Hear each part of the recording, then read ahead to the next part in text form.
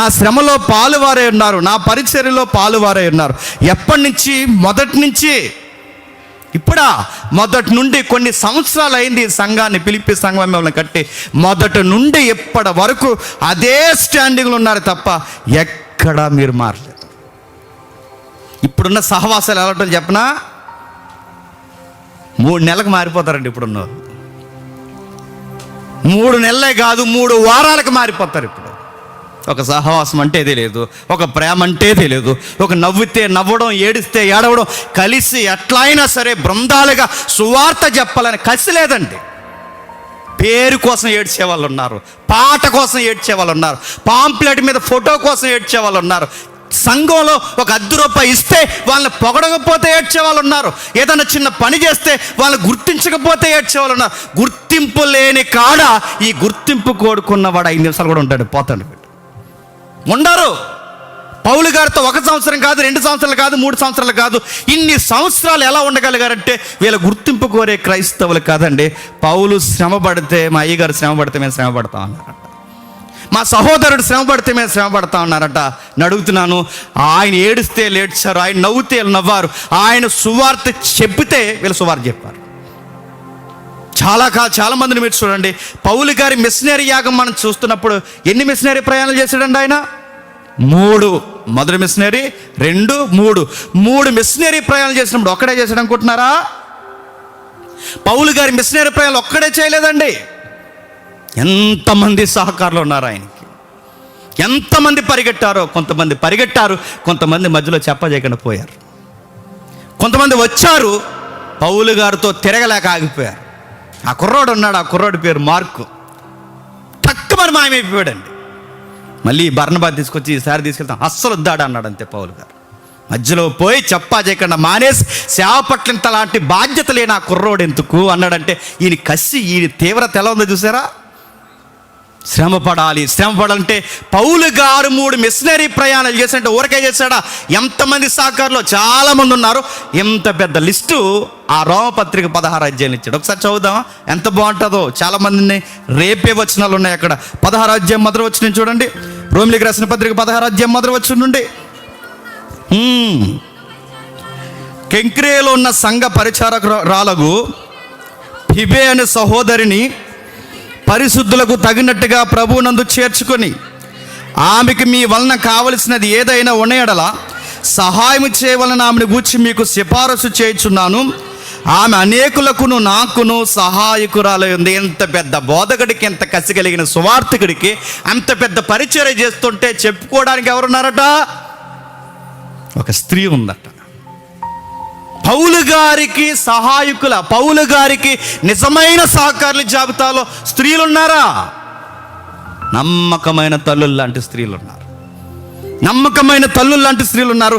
ఆమె గురించి సిఫారసు చేస్తున్నారు. పెద్ద ఆవిడ కొంచెం చేర్చుకోండి, ఆవిడని ఆదరించండి. కింద చెప్తున్నాడు, క్రీస్తునందు నా జత పని వారైన ప్రిస్కిల్లాకును అకుల్లకును నా వందనములు. ఇంకా ఎవరున్నారు? దంపతులు ఉన్నారు. ఇంకెవరున్నారు?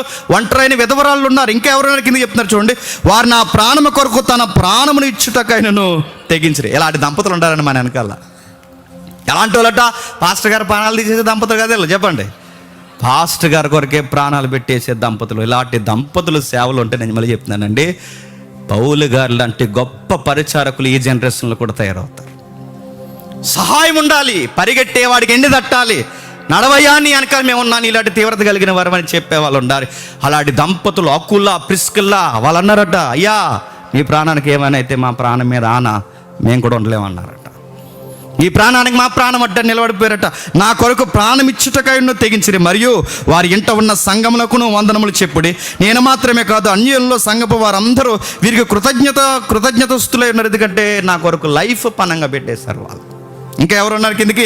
ఆసియాలో క్రీస్తుకు ప్రథమ ఫలమైన ప్రియుడగు ఎఫెనైటుకును వందనములు చెప్పుడి.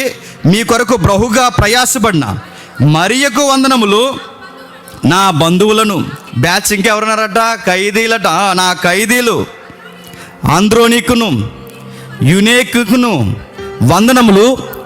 వీరు అపోస్తుల్లో ప్రసిద్ధికెక్కిన వారైనను నాకంటే ముందుగా క్రీస్తునందు ఉన్నవారు, ప్రభునందు నాకు ప్రియుడగు అప్లే వందనములు.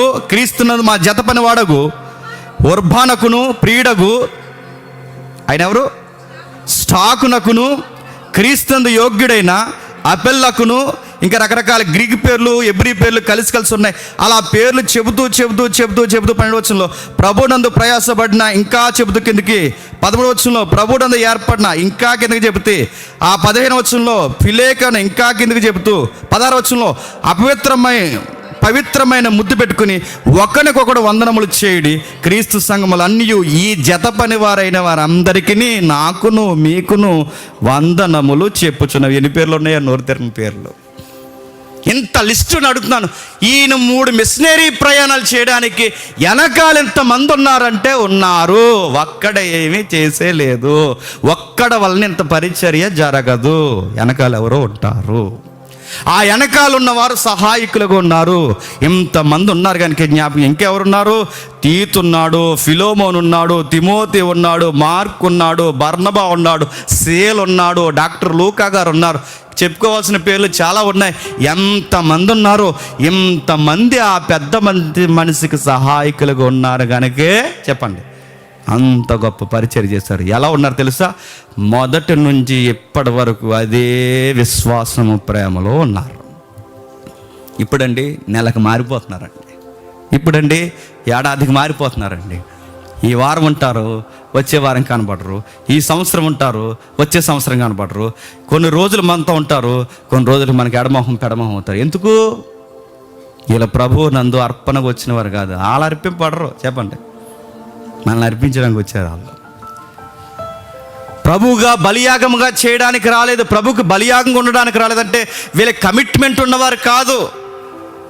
ఎంత చక్కగా, ఎంత నిపుణత కలిగిన వాడిగా ఆయన కనబడుతున్నాడు చూడండి. పౌలు గారు అంటున్నారు, మొదటి నుండి మీ గురించి నేను చాలా విన్నాను. ఎంత ప్రయాసో మీకు, ఎంత ప్రయాసో. నాకున్న తీవ్రత అంతా ఫిలిప్పీ సంఘమా మీకు ఉంది. ఇండివిజువల్గా సువార్త చేస్తారు.